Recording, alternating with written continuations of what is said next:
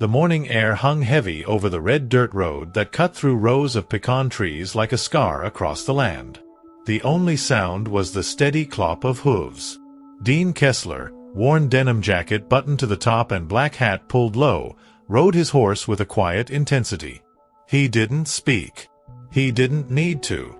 Tex, his strong, chestnut-colored stallion, was just as alert.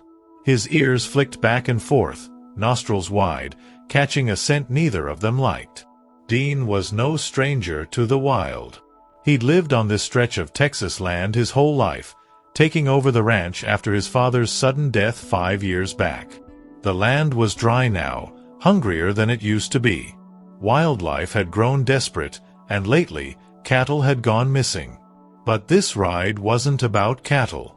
Dean was looking for answers, and he had a bad feeling they were closer than he thought.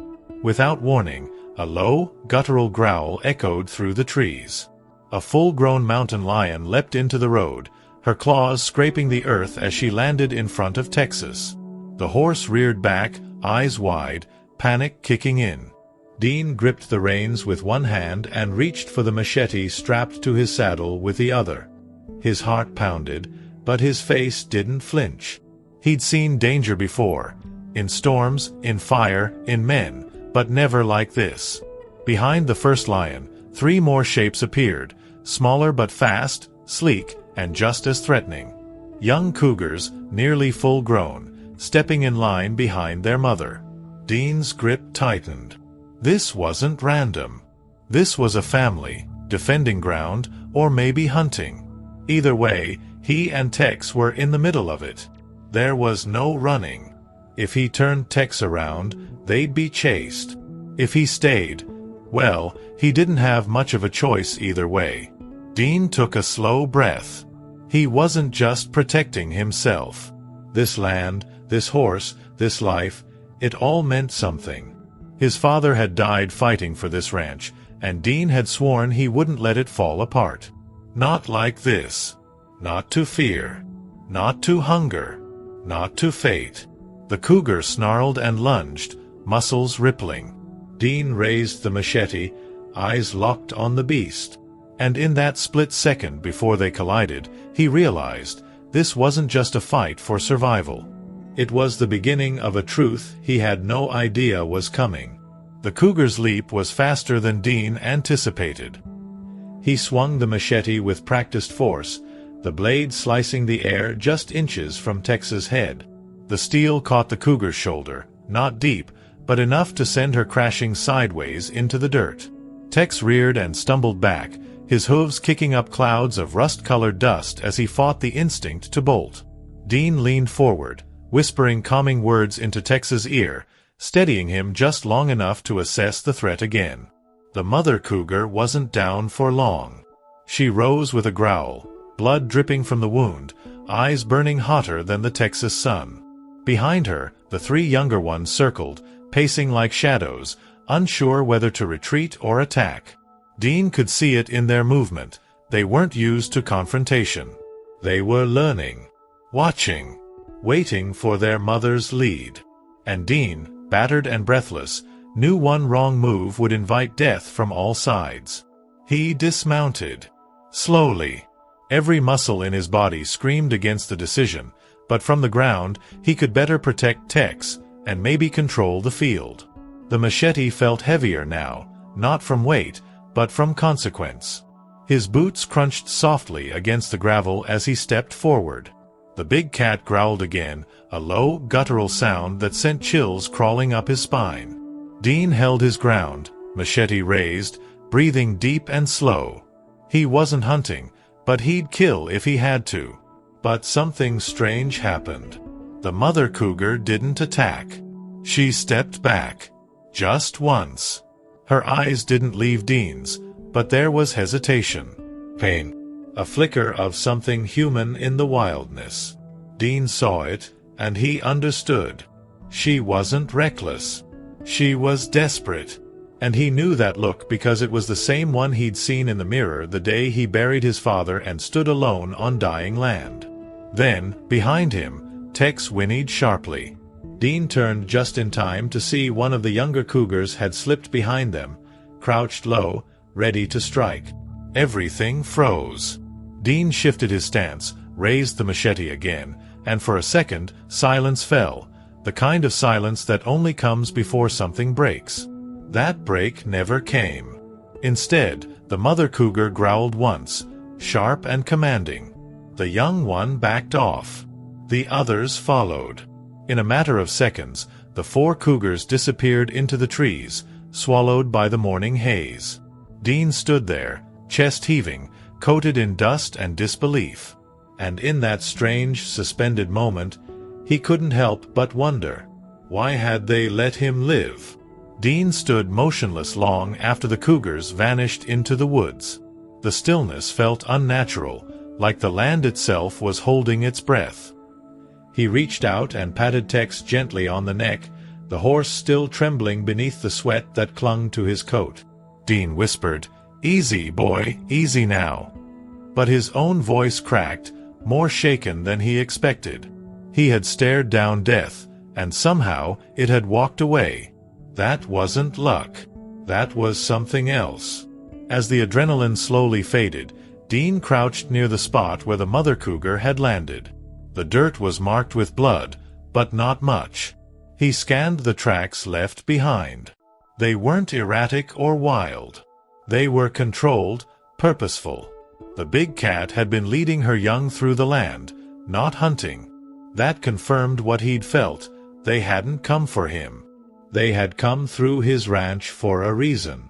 Something had driven them out of their own territory. But what? He stood and looked into the line of trees, eyes narrowing. Just beyond the tree line was the old South Ridge, untouched for years, full of rocky outcrops and dried brush. It was dangerous terrain, even for predators. That area had once been sacred to his father, who always said it was land best left to itself. Dean had never understood that, and after his father's death, he'd ignored the advice. But now, something about that direction unsettled him. That's where the cougars had come from. That's where he needed to go. Mounting Tex again, Dean rode slowly toward the ridge. His thoughts wandered to old memories, of his father warning him to never cross certain boundaries, never disturb the land past the pecan grove. "Some things on this ranch don't belong to us," his father had said once, sitting by the fire with a whiskey in hand. They never did. At the time, Dean had thought it was just old man talk. Now, he wasn't so sure. As they reached the edge of the grove, Tex hesitated. The horse snorted and shifted his weight, ears pinned back. Dean saw why. Just ahead, the earth was torn up.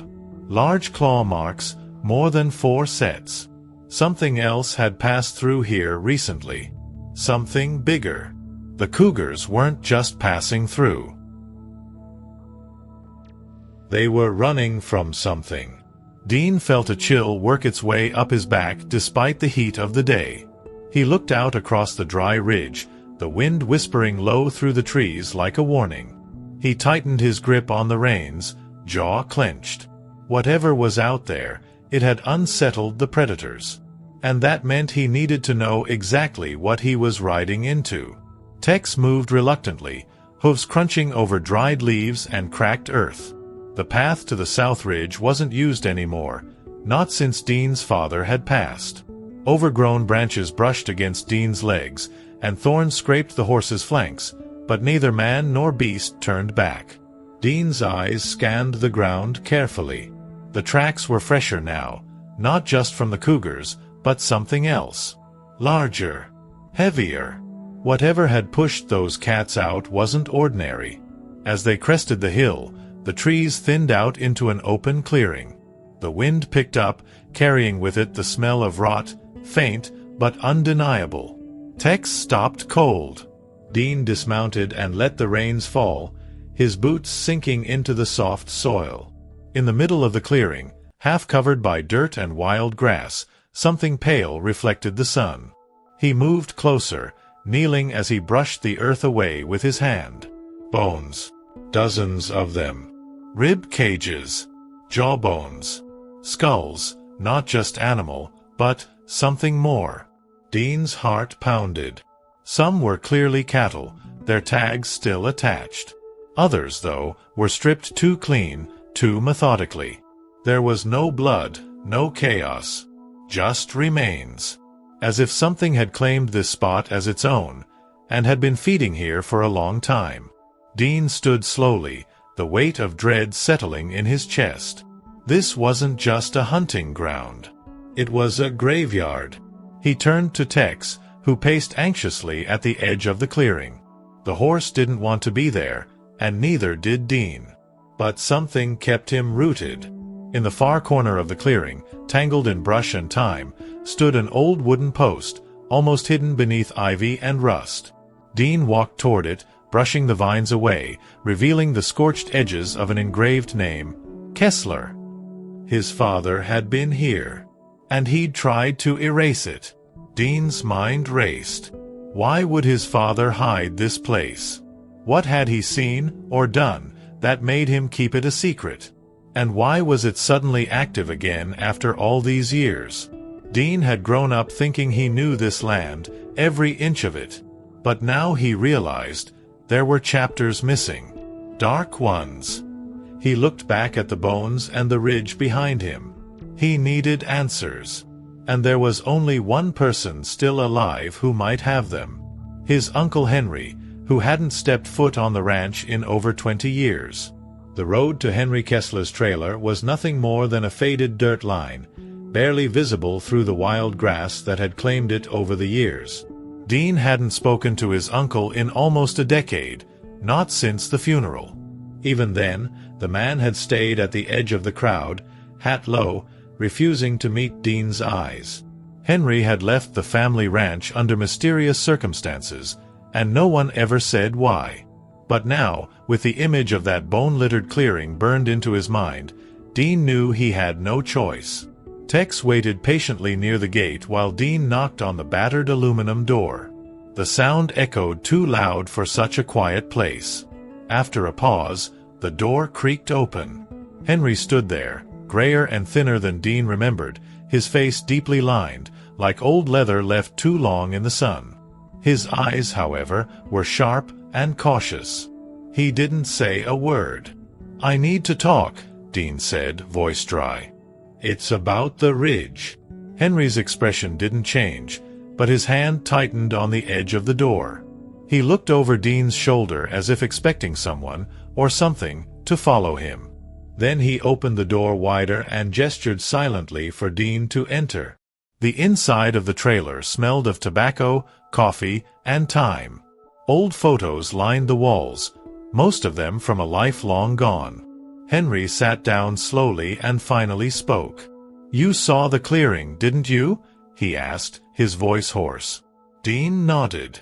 "What the hell happened out there, Uncle Henry?" Henry rubbed his hands together before answering. "It wasn't always like that. Back when your daddy and I were boys, the South Ridge was just dry land. But something changed after the flood of '76. The animals started avoiding it. Dogs wouldn't go near it. Then cattle started disappearing. We found bones like you did. But your daddy, he never wanted anyone to know. Said some things were better left alone." Dean stared at him, barely blinking. "You think something's still out there?" Henry looked him dead in the eye. "I don't think. I know." There was a long silence. Then Henry stood and walked to a small cabinet, pulling out a rusted metal box. He opened it carefully, revealing a collection of old Polaroids. Dean leaned in. What he saw turned his stomach. Images of animals torn apart in patterns too precise, bones stacked in unnatural ways. And in one photo, a dark, hulking shape captured near the edge of the frame. "It's not just cougars," Henry whispered. "It never was." Dean held the Polaroid in his hands, his fingers trembling slightly as he studied the grainy image. The shape in the background was hard to define, part shadow, part figure, but the feeling it evoked was immediate: danger. It stood tall, almost human in silhouette, but hunched and thick, as if nature had made something it later regretted. He looked at Henry, who was already lighting a cigarette, his eyes distant. "You're telling me this thing has been around since the 70s? Dean asked. Henry nodded slowly. "We thought it was gone after 85. It stopped leaving signs, stopped showing itself. Your father went up there alone one night, came back with blood on his shirt and that dead look in his eyes. Wouldn't speak for days. After that, he fenced off the ridge and warned me to never go back. I didn't." Dean set the photo down. "But you kept the proof." "I couldn't burn it," Henry admitted. "I needed to remember. Someone had to." Dean stood and paced the length of the narrow trailer. Everything about this went against reason. He was a man of the land. He believed in drought, predators, the bite of a rattlesnake, not monsters. And yet, those bones, the precision of the kills, the fear in the cougar's eyes, they all told the same story. Something was out there, and it was back. Henry opened a drawer and pulled out a folded, weathered map. He laid it on the table and pointed to a section marked with faded red ink. "Your father marked this spot. I don't know what he saw there, but he never stepped foot on it again. That's where you'll find your answers, or what's left of them." Dean leaned over the map, memorizing the twisted trail that led deep into the ridge's heart. He didn't speak. He just nodded. Henry looked up at him, his voice low. "You're really going up there, aren't you?" "I have to," Dean said. "This land, my father, none of it makes sense until I do." He turned to leave, the weight of generations pressing down on his shoulders. As he stepped out into the sun, Tex was waiting, calm and alert. Dean took one last look at the trailer, at the man who had carried this secret alone for decades. And as he mounted his horse, something in the wind shifted. A distant howl, low, not feline, rolled down from the ridge. Whatever was waiting, knew he was coming. The trail leading into the heart of the South Ridge was barely visible now, choked with thorny brush, fallen branches, and thick, dry weeds that clawed at Dean's boots as Tex carefully picked his way forward. The light grew dimmer under the tangled canopy of old trees, even though the sun was high. It was as if this part of the land had forgotten daylight. Dean felt it in his chest, a pressure, not quite fear, but something close. Tex snorted, ears twitching constantly, alert to every rustle. Dean kept his eyes scanning. Every broken branch, every twisted root felt like a warning. He followed the faded map Henry had given him, the red mark burned into his mind. Each step deeper into the ridge made the world quieter. No birds, no insects. Even the wind seemed to hold its breath. Nature had withdrawn from this place, and whatever remained, it wasn't natural. After nearly an hour of tense riding, Tex stopped dead in his tracks. Dean looked ahead and saw it, a clearing surrounded by jagged rocks, blackened at the tips like they'd been burned. In the center was a large patch of earth that looked wrong. The soil was darker, disturbed. Dean dismounted, feeling his heartbeat quicken. Tex refused to follow him in, staying just outside the edge of the rocks. He knelt by the disturbed ground and ran his fingers through the dirt. It was soft, recently turned. Dean began to dig with his hands, not even sure why. And then he found it, a torn scrap of fabric, stained and half buried. Beneath it, more bones. Not scattered like before, but buried with care. Dean pulled back slowly, breath caught in his throat. Something had buried this, not for food, but for memory. Or guilt. A rustle behind him snapped his head around. He rose, machete in hand, scanning the trees. But there was nothing. Just silence, thick and absolute. Then, far off, a branch cracked, deliberate. Not a falling limb, not wind. Footsteps. Dean stood frozen, listening. The air grew heavy again, like before the storm.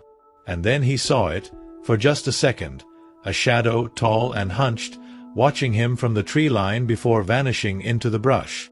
Dean stepped back slowly toward Tex, heart pounding. He wasn't alone. And now it knew his name.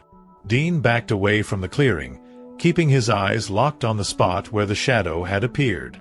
His breathing was shallow, his muscles tense. Tex paced at the edge of the ridge, clearly agitated, ears pinned back and tail twitching. Dean tightened his grip on the machete and mounted the horse quickly, never taking his eyes off the tree line. Whatever that thing was, it had been watching, waiting, and now it was aware that Dean had found something it wanted buried. They rode fast down the narrow trail, tree limbs whipping across Dean's arms and face. But the wind behind them wasn't natural. It felt too close, too alive. Every sound was sharper, every crack of twigs behind them like an echo that followed. Dean didn't dare look back, but he could feel it. Something was chasing them. Not in a full sprint, but with the slow, terrifying certainty of a predator that knows time is on its side. After nearly a mile, Dean pulled Tex to a stop near an old creek bed, now dry and filled with smooth stones. He slid off the saddle and crouched low, eyes scanning the horizon. There was no sign of pursuit, but that didn't comfort him. He looked at Tex, who still refused to calm down. The horse's breath came in hard bursts, eyes wide. Dean hadn't seen him like this since the fire that nearly wiped out the southern pastures 5 years ago. He remembered something his father once said, "There's a difference between fear and knowing you don't belong somewhere." And Dean realized this wasn't just about some animal acting out of instinct. This was territory, and he had trespassed. Digging into his pack, Dean pulled out the old Polaroids again. Looking closer, he noticed something he'd missed before. In the corner of one photo, behind the twisted pile of bones, there was a symbol carved into a tree. A crude, circular shape, not natural, not random. Almost like a warning. Or a marker. A chill ran down his spine. Whatever was out there wasn't just living wild. It was protecting something. Maybe a place. Maybe a secret. And then, suddenly, a sound. Not distant this time. Close. A low growl. Deep. Unmistakably intelligent. Not a warning, but a promise. Dean slowly turned toward the sound, machete rising once more. This time, it wasn't going to run. And neither was he. The growl came again. Closer, deeper, vibrating through the ground beneath Dean's boots. He took one slow step back, placing himself between Tex and the tree line. The machete felt heavier in his hand now, not from weight, but from consequence. This wasn't just about protecting himself anymore. This was about facing the thing that had haunted his family in silence for generations. Then it appeared. From between two gnarled oak trunks, a figure stepped into the fading light. Not quite animal, not quite man. Its body was massive, covered in patchy fur caked with mud and dried blood. Its shoulders were hunched, spine twisted. But its eyes were unmistakably human. Dark, knowing, ancient. Dean froze. His breath caught in his throat. He had imagined monsters, but he hadn't expected something that looked like it had once been a man.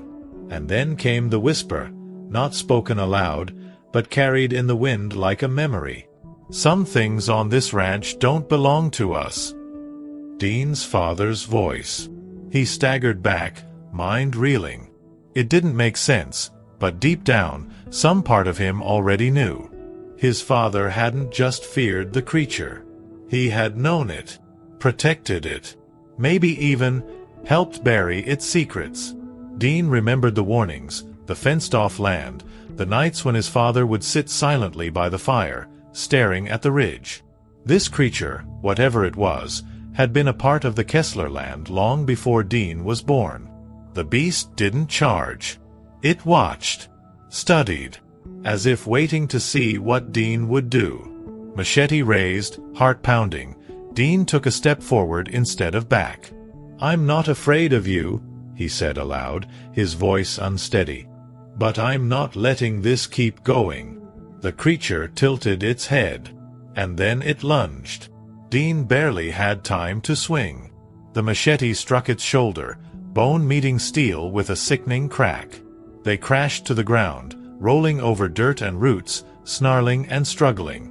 Dean kicked free, stumbling to his feet, blade in hand, blood dripping from his arm. The beast rose too, wounded but still standing. It let out a howl, raw and unearthly, that echoed across the ridge. But it didn't attack again. Instead, it turned and vanished into the trees, leaving behind a trail of blood and broken branches. Dean stood there, shaking, breath ragged. He hadn't won. He hadn't lost. But now he understood. This wasn't just a fight for land. This was a reckoning, and it wasn't over yet. The night fell hard over the ridge. The stars were hidden behind a thick ceiling of clouds, and the air was heavy, like the earth itself was holding its breath. Dean sat beside a small fire he had built near the edge of the clearing, a bandage wrapped tightly around his bleeding arm. Tex grazed nearby, ears still twitching at every sound in the dark. Neither of them slept. The silence around them was different now. Not empty, but expectant. Dean stared into the fire, lost in the crackle of flame and the weight of what he had seen. The creature, the way it had looked at him, the way it hadn't finished the fight, it meant something. It wasn't just instinct. There was history there. Memory. And for the first time, Dean understood what his father had been carrying all those years. He pulled the old Kessler map from his saddlebag and unfolded it on the ground. The red mark at the center of the ridge, the spot he'd just left, had something drawn next to it in faded pencil, a circle with 3 lines. The same symbol he'd seen carved into the tree. It wasn't a warning. It was a boundary. A place his family had vowed not to cross. But they had. Over and over again. That was the legacy. Not cattle. Not land. Secrets. Silence. Buried truths. Dean looked at the fire, then slowly reached into his coat and pulled out the remaining Polaroids. One by one, he tossed them into the flames. The images curled and blackened, fading into smoke. It wasn't about hiding what happened, it was about choosing not to pass it forward. His father had tried to keep the land and the darkness separate. Dean would finish that. By sunrise, the air felt lighter.